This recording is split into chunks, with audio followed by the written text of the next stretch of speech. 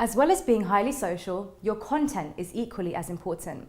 Now, in most social networks, you can't just start selling straight away. I mean, you can, but it probably isn't the best and most effective way to get people to purchase your content. You want to think about social media as a large traffic source, which you can use to move people into the first stage of your sales funnel. Remember, you're not just selling your products on these platforms, but you're having conversations with people too. So how do you capture and maximize that traffic? Now, generally, the most commonly used method on social media is to offer free content first. Yep, that's right, free content.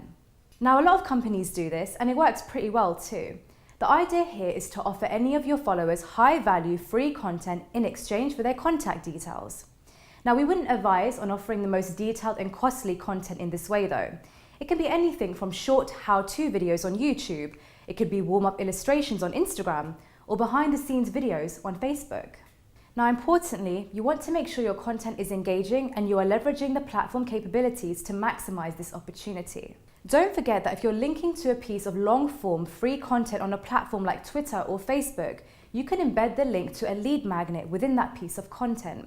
So if your followers are clicking through to a post on your blog, you can make sure that there's an advert within that blog that posts to a piece of your content that requires them to enter their contact information.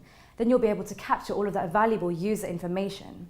You can also try offering up your lead magnet content for free without the gating, but offer it as a download or in an alternative format in exchange for contact details. Now, another method you could try is to offer a link to a lead magnet straight away and see if you're able to build up a substantial amount of traffic that way.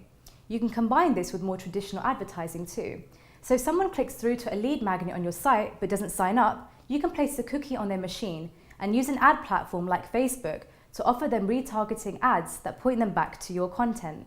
You could also offer a long-form piece of content as a podcast or a YouTube video with links to where any listeners and viewers can sign up to your mailing list and receive a PDF download of the text for free.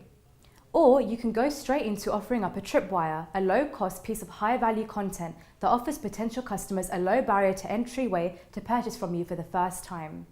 It's worth testing all of these methods to see what works best for your audience and followers, especially if you're mixing them in your feed with free content.